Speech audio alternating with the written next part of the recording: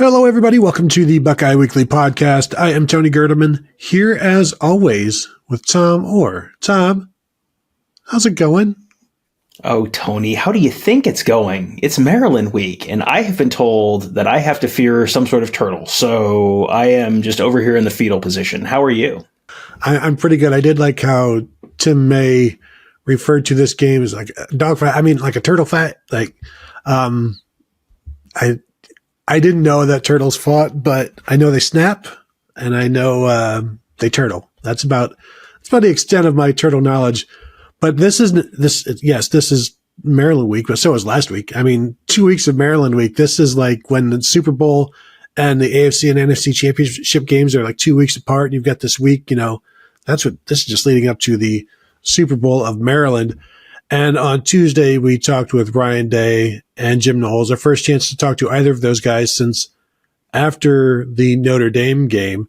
So it was good to touch base with both of those guys. And one of the problems, Tom, with when I go in and, I have something I want to talk to Ryan Day about, and I've got my question and the topic. And then I'm like the third person called upon, and the first two questions were my topic. So, it was, I wanted to ask about short yardage stuff. And so the first two people did that. And then it's like, okay, let's go to Tony Gerdeman. I'm like, so how about the short yardage stuff, huh? Is this crazy? And so that was obviously a topic of conversation.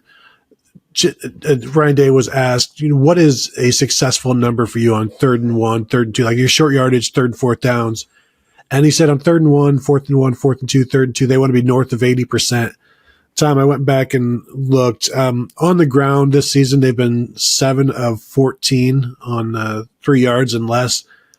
On 1 or 2 yards to go, they're 4 of 10. Good news is on 3rd and 3, 4th and 3, they're 3 of 4. 4 of 10 from a yard or two is...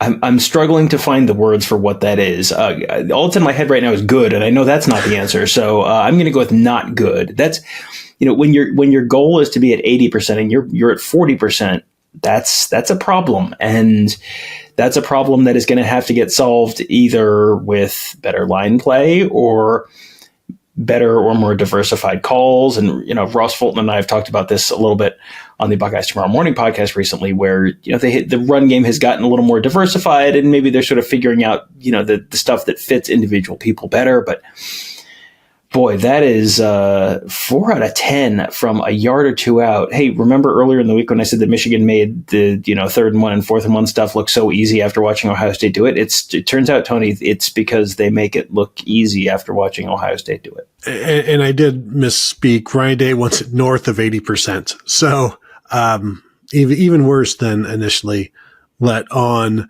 The obviously very frustrating. They're going to continue to work at it. People obviously ask, hey, what about the quarterback sneak? And Day said they have it, and they ran it with Justin Fields, who was a powerful guy, and it was successful. One of the first things he said, though, is like when asked about his philosophy on quarterback sneaks, he said, that's usually the first thing opponents take away, and then you go from there.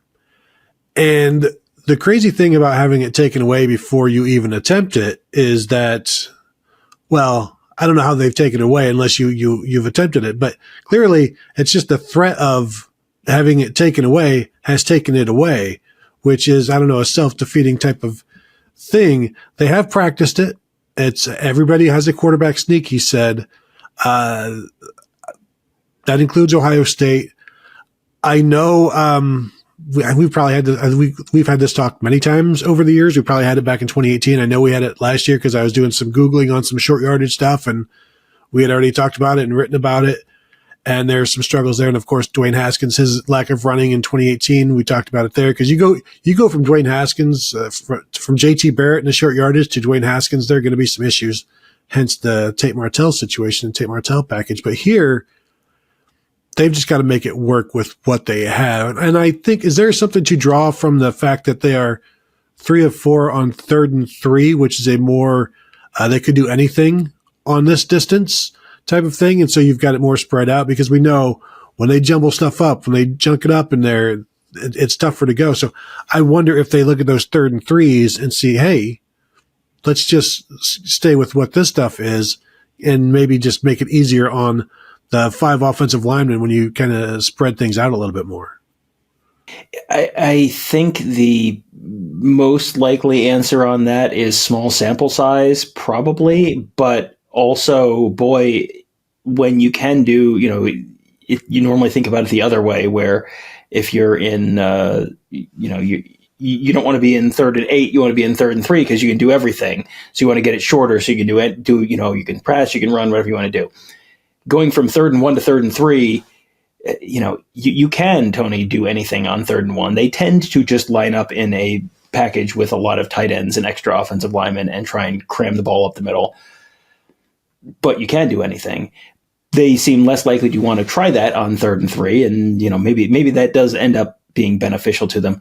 I still think they need to avoid the put in the Bison package, put in all the extra offensive linemen, cram everyone within within 5 yards of the ball and, ram it between the tackles.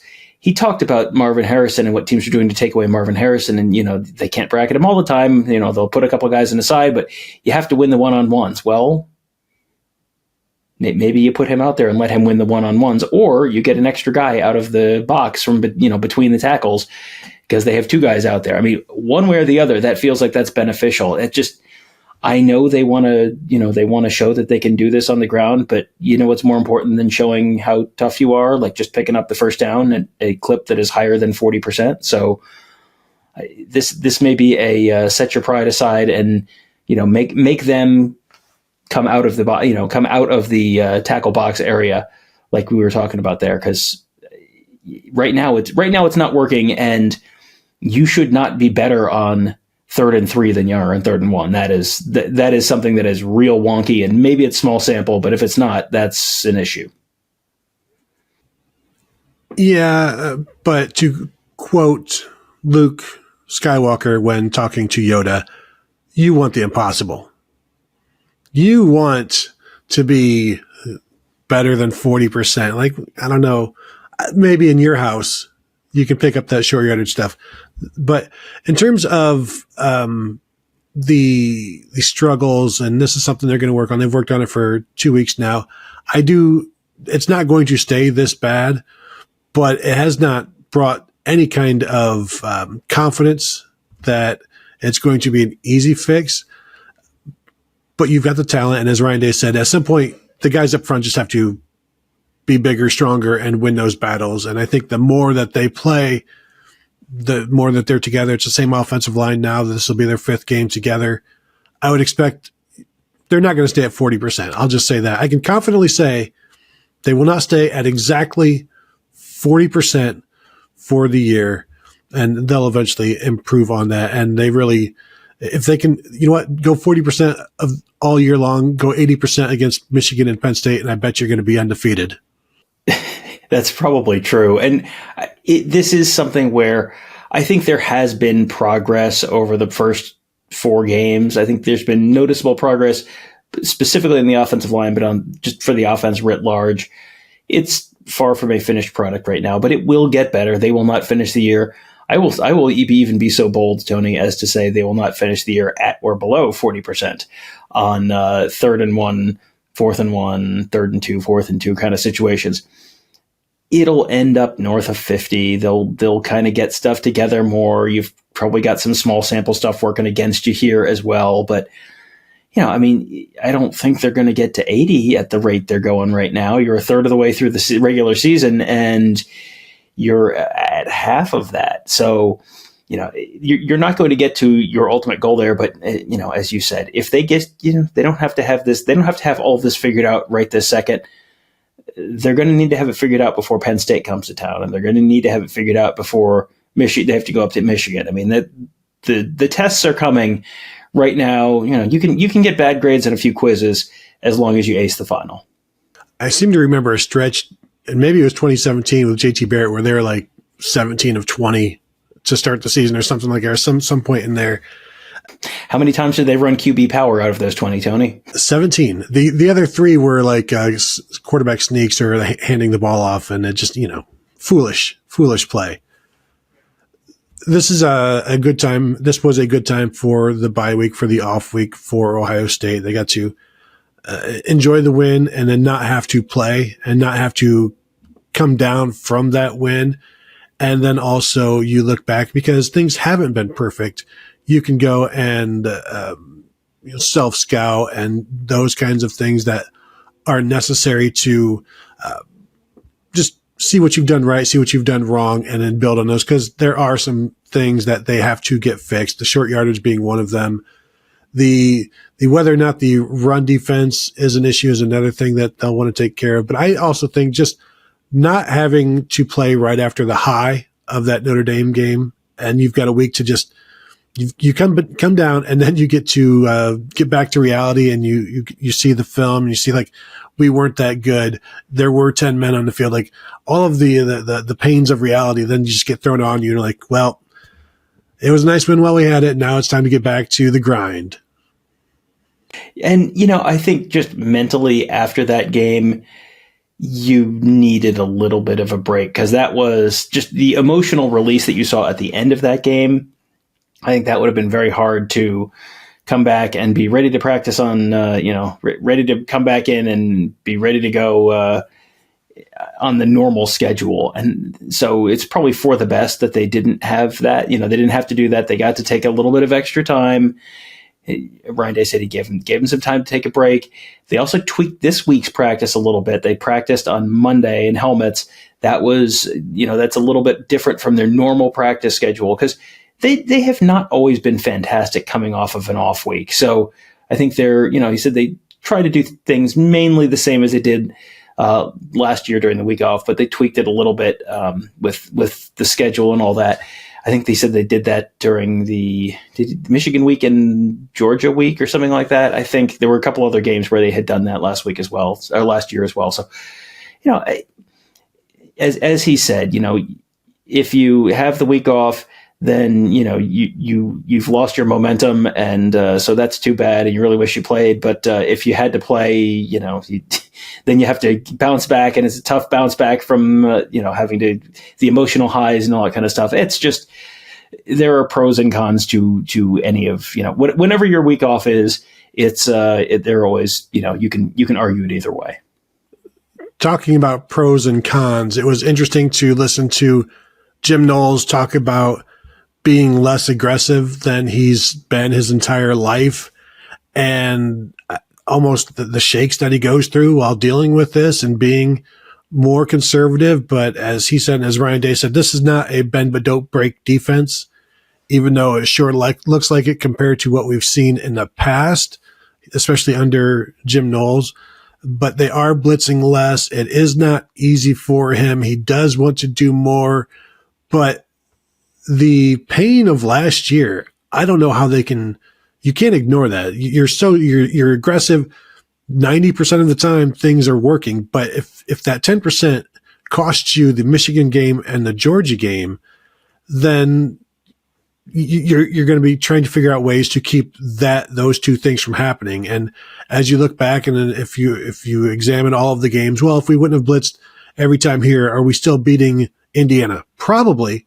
Like, if we had been less aggressive against, Wisconsin, are we winning that one? Yes. So you figure out, like, maybe you don't need to be as aggressive, and then you just tackle what's in front of you. But it was clear that this has been, and we've said it's an introspective Jim Knowles all year long, but the pain, as he said, it's a constant battle fought just by myself somewhere, and not blitzing. Because as Ryan Day said, he's got a bunch of blitzes that he's still waiting for the right time to use. And it's just interesting to watch him talk about, like, yeah, he'd love to be more aggressive, but he also likes not giving up big plays as well. And it caught I missed this from Nathan Baird of Cleveland.com, saying the longest touchdown they've given up this year is 2 yards. Yeah, I heard that and I thought that can't be right. And I tried to think back. It was like, no, I don't. I think that might actually be right. So yes, they have successfully avoided giving up explosive plays for touchdowns. That's by virtually anyone's definition of explosive plays. And Tony, as we've established, you're only about 40% to score from the 2-yard line. So, no, that's kidding. That may be a more localized problem. What I thought was interesting that Knowles talked about, he talked about the most important metrics to him were winning third down, winning fourth down, and limiting explosive plays. And, limiting explosive plays, I think we've all sort of seen that. And that can at times be sort of a contradictory goal to winning on third down and winning on fourth down. Because how often is it, you see the team that is, third and 1, fourth and 1, and you're sort of sold out to stop them because you want to stop them, but that's when you get popped over the top by a big play. Like I think back to the Kellel Mullings pop or jump pass against Ohio State last year. I think that might have been a 4th and 1 or a 3rd and 1 where they were completely sold out to stop him. He runs up to the line and then jumps, and then there's a tight end wide open down the field and it turns into a huge play. So those can kind of be contradictory goals. They've done a pretty good job. Not perfect. They have not. We've talked about the not getting off the field at times, but they've done a pretty good job of being successful in all 3 of those. And if you are successful in all 3 of those, that makes it very difficult for teams to score, because if they're not scoring from far away on an explosive play, they have to sustain a drive. And if you're winning on third down and you're winning on fourth down, then it makes it very hard to sustain a drive. So, he said that. It was kind of like, well, yes, if you do those 3 things, you're basically not going to give up any points almost ever. And, by and large this year, they've done a pretty good job not giving up too many points. I think you can just look at what Iowa has done over the last 2 decades, where they're not necessarily defensively. I was going to say which side of the ball. Maybe both. I saw you get ready to jump in. I was just going to correct myself. Defensively, where they are basically just a base defense, 4-3, and they'll be 4-2-5 at times as well, but they're not going to do too many things. They're just going to do what they do well and then tackle you and make life difficult for you up front. And that's somewhat of what Ohio State is doing. They're still blitzing. We still see, Tommy Eichenberg is not blitzing as much as he has in the past. Jim Knowles said they like having him. They're blitzing him less because he's more of a coach on the field now, and he sees what Jim Knowles says and can direct people where they need to be. I think we'll see some more blitzing coming out of him soon enough, as this is a defense maybe doesn't need as much direction now because they know what they're doing and everybody's kind of on the same page. But in terms of, the third down defense, they're middle of the pack right now, and they've been getting away with that. They're 35.7%, so they're middle of the pack in the Big Ten in terms of third down defense. In terms of giving up big plays, they're number 1 in most categories, but they've played 1 fewer games than most of the other teams in the Big Ten. But, they're giving up 9-10-yard plays per game, and that's what Michigan's given up. That is what, Penn State's at 8. So in terms of like 20-yard plays, Ohio State has given up 9 over 4 games. And so that's a little over 2. That's what Penn State has done. That's what Michigan has done. Like they're right in there with what everybody would consider the top defenses in the Big Ten. And so he's getting some of this stuff accomplished. And it was also interesting listening to him talk about his love of the sack and how earlier in his career, I would say, in terms of earlier, meaning January of 2023 to like 1986 or whatever, that was always a big thing for him.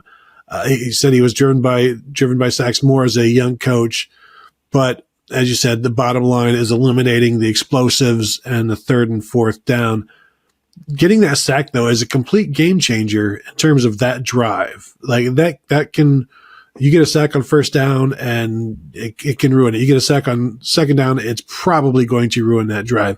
And so there's definitely risk and reward there. But what he has come down to is there's also just reward in playing defense and without so much of a risk. And so there's, as Randy said, they're unaggressive. They're always going to be aggressive. It's just something we've talked about last year. Like, there was some unnecessary aggression last year that led to points. And I think they're more focused on the necessary aggression this year. Yeah, it's just balance in all things, right? And that's, Jim Knowles has that sort of approach to a lot of things. At least, I think you can get into the heat of the moment and you want to be a little more aggressive, and you want to, okay, hey, we just need to get one play and get off the field here. And then you might dial up something that on Tuesday in the meeting room, you were not necessarily planning on dialing up. But, this is all, when he talks about defense, it's not just aggressive. It's, he talks about it in terms of presenting different pictures to the quarterback and, confusing him, making him see stuff that you haven't necessarily shown on film. So he's expecting to see, man coverage and he sees zone, or he's expecting to see, the high safety coming down, and instead he's staying back, or, whatever. We talk about, dropping there was a play against Notre Dame where Tyleik Williams, both the defensive tackles dropped into coverage, and Tyleik Williams almost had an interception. That's an example of the quarterback not seeing, not recognizing what he's seeing because he's getting a different picture. And he said, that can lead to the quarterback holding the ball longer, which then you have to have a coordinated rush to get to that quarterback while he's holding the ball longer, so that the defensive back don't have to cover longer. I mean, this is all the layers of the defense having to work together really holistically. And I think over the last few years, you have had plenty of examples of times when that did not happen, and it looked like the secondary and the front were not necessarily working together at the same time, or with the same goal in mind. This year, it feels like there have been less, you've had fewer issues. You've had fewer obvious issues between those two. And even without getting a ton of sacks, they've really not gotten many sacks.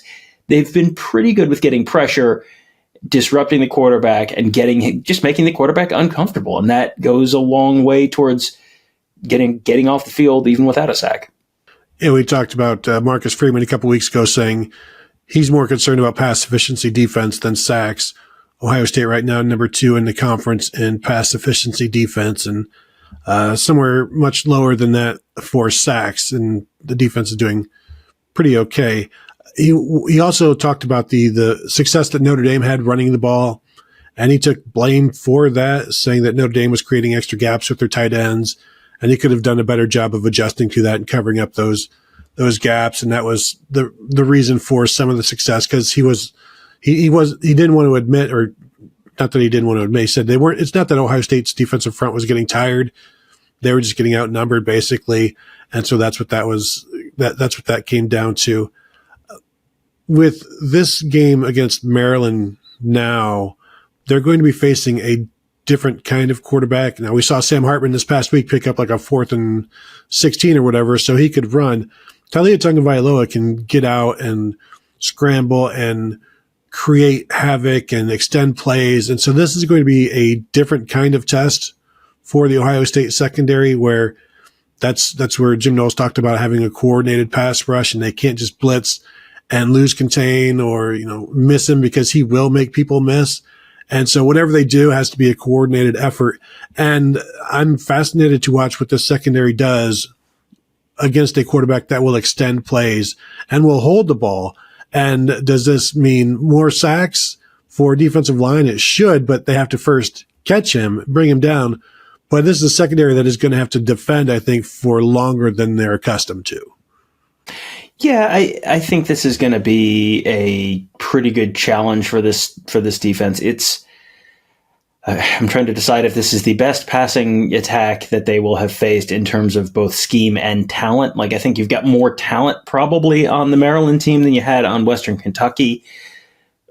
So you're probably, it's not as much just pure talent as Notre Dame, but Notre Dame was not as, pure passing a team as these guys are. So I think this is going to be a good, solid test for Ohio State. And I think you're going to see, I don't think you're going to see 6 sacks. I don't think this is going to be a game where all of a sudden everything is magically fixed. But if you just consistently see Taulia Tagovailoa looking uncomfortable in the pocket and throwing off platform, those are all good signs for the defense. And you're going to complete some of those. I mean, Austin Reed from Western Kentucky completed a pass where he looked like he was on about a 30-degree angle. And, at some point you just sort of tip your cap. But if you are getting in the quarterback's face and you're getting him out of rhythm with his receivers and you're getting him off platform, all of those things end up, you'll complete some, but you're not going to complete consistently when you have to deal with that kind of stuff. So I think that's going to be a challenge. I was just trying to look up Maryland. Someone during the game said that Maryland's goal is 12 explosive plays a game, and they had 9 explosive plays last week. And Indiana's defense is not awful. I think Indiana is sort of swirling the bowl right now. Ohio State may have gotten them at the wrong time before Indiana realized exactly what Indiana was this year. But to have 9 explosive plays in a game, that's a lot. This is going to be almost certainly the best test on that front for this Jim Knowles defense. And it's not Penn State, it's not Michigan, but is this the third best Big Ten team that Ohio State's going to face this year? Is this the third best big team other than Ohio State period this year? I think the answer might be yes. I was asked today if Mike Locksley has said they want to contend for the Big Ten championship, and if that was possible. I said it's possible if they were in the Big Ten West. I think then you could see them contending for a Big Ten title because they'd have a 1-game shot at it, because they might be the fourth best team in the conference at this point. Statistically, they're up there with everybody in the Big Ten. They haven't played anybody yet, but they're one of 7 teams nationally that has beaten all 5 of their opponents by double digits. So they're doing what they're supposed to be doing against a weak schedule. Offensively, they've got 5 receivers or 4 receivers or 3 receivers and a tight end with between 18 and 19 catches. So they spread the ball around. They get everybody involved. You mentioned the explosive plays. Some people have different measurements of explosive. Some say it's 10, 15, 20, whatever. Last year, do you know how many 20-yard plays Ohio State gave up to this Maryland offense? Last year, feels like the answer was a lot. I'm going to say, can I set the over-under at 7.5? That's a pretty good over-under, Tom. I'll take the over. Is that because you know the answer is 8? Yes, thanks for ruining it, Tom. I know the answer. Okay, good. Yeah, that's good. I was pretty sure it was somewhere in that neighborhood. So yeah, that was okay. Well, Tony, we're both winners, mostly me, but but both of us in some ways. And one of the reasons that was interesting is for a number that I dropped a few minutes ago, where Ohio State has given up 9 plays of 20 yards this year, and 4 games, and they did it 8 times just against Maryland last year. To give you just a glimpse of the difference in the defenses from this year to last year. And sure, you've seen it, but statistically, it's remarkable as well. Now, this is a Maryland offense that has given up 3 sacks this year, so they've got a good offensive line, but Talia Tagovailoa is a lot of that, and just knowing how to get rid of the ball. This is his 4th year as a starting, 3rd or 4th year as a starting quarterback. This is his 5th year. I believe it is his 3rd, let's see, 2020, I'm just clicking real quickly. Yeah, so this is his 4th year as a starter. And asking Jim Knowles, what does facing a quarterback like this, an experienced quarterback, do for your week of preparation? And he's like, well, it's a good thing we had 2 weeks to prepare, because they've used all of it to just get ahead and watch what he does and try to change the picture, is something that Jim Knowles kept saying. You got to let him see different things. You got to disguise some stuff. So I'm really interested to see how they do all of this and how much Sonny Styles is involved in that, because he can hide a lot of things. So I'm looking forward to this. It's going to be a fun one, I think. Yeah, I think this is going to be a really fun one. And I think it's probably really good for Ohio State to get tested by a Sam Hartman team. Austin Reed with Western Kentucky, and now Talia Tagovailoa, where you've got, these are guys who are veteran quarterbacks and, in varying degrees of passing offenses.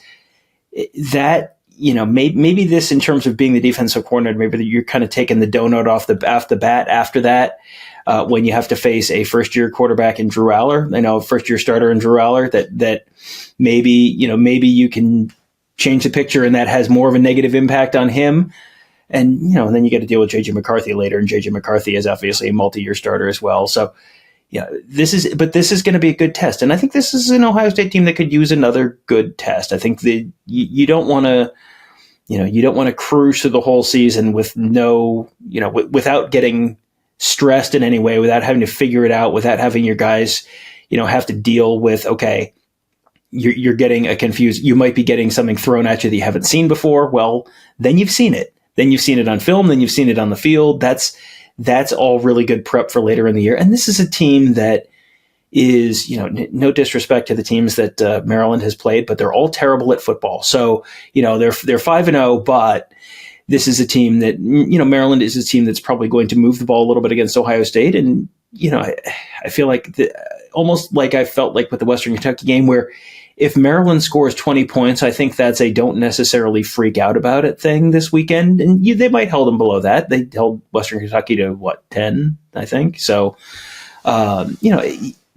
this is, I think, going to be a good test for the Buckeyes, good test for that defense, and just good prep for what's still to come.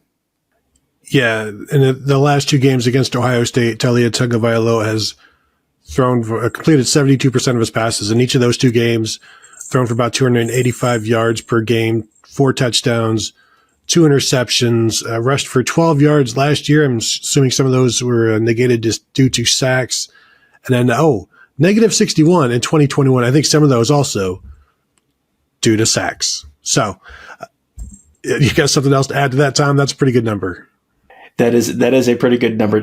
I will predict if Ohio State makes Talia Tagovailoa finish with negative 61 yards of rushing due to sacks, I predict, Tony, the Buckeyes will win the game. And if you want to use that number in any way for the bold predictions, you can have it. I'll just let you can have that one. So I want to thank you all for tuning in. At always, I want to thank you for supporting the show. And if you want to throw in a 5-star rating or review on your podcast platform of choice, please do so. We would always appreciate that. So thank you all for tuning in, and we'll talk to you guys later.